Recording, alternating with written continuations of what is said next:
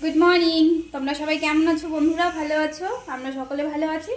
চলো তাহলে আজকে দেখে নিই মা কী করছে। মেনু, আজকের মেনু তো এখানে মা বসিয়ে দিয়েছে কড়াই, আর এখানে সোয়াবিন সেদ্ধ করে নিয়েছে। সয়াবিন দিয়ে ডিম দিয়ে মেখে করব। তোমরা সঙ্গে থাকো, দেখতে থাকো। দেখো ডিম ফাটিয়ে দিয়ে দিল। এখানে মা 3টা ডিম নিয়ে নিয়েছে, এটা এখন মেখে কি করছে দেখছি। একটু দিয়ে দিলাম হলুদ গুঁড়ো, একটু নুন দিয়ে দিলাম, তেলে ভেজে নেব। তেল গরম হয়ে গেছে, মা এখন ভেজে নেবে। মা এখন সুন্দর করে ওটা মেখে নিচ্ছে।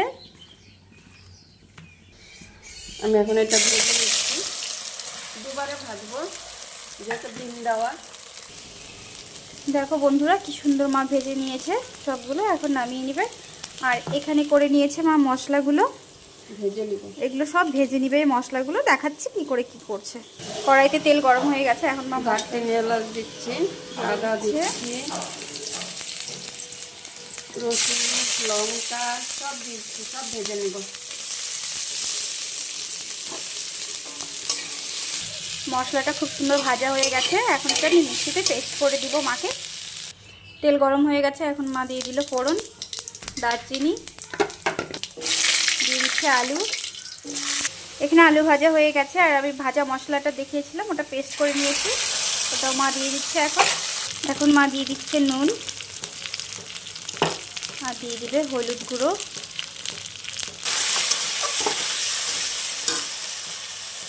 গোটা রসুন আর মিক্সি ধোয়া জলটা দিয়ে দিচ্ছি।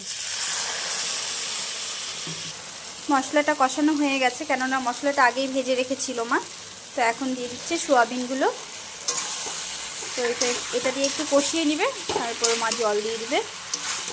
মশলাটা কষানো হয়ে গেছে, এখন মা গরম জল করে নিয়েছিল, গরম জলটা মা দিয়ে দিচ্ছে। জল দেওয়া একদম কমপ্লিট, এটা ফুটে গেলেই মা নামিয়ে নেবে। এখন মা দিয়ে দিবে ঘি, ঝোলটা অনেকটাই ফুটে এসছে। আর কাঁচা লঙ্কা দিয়ে দিল। তো দেখো বন্ধুরা একদম কমপ্লিট রান্নাটা হয়ে গেছে। তো এটা ডিম দিয়ে মেখে সোয়াবিন, এই রেসিপিটা তো তোমরা অবশ্যই ট্রাই করো। মা তো পুরো মেনুটাই দিয়ে দিয়েছে। আর এইভাবে আমার পাশে থেকো, ভালোবাসা দিও। নতুন আবার দেখা হচ্ছে কোনো নতুন একটা ব্লগে। তো টাটা, সবাই সুস্থ থেকো, ভালো থেকো।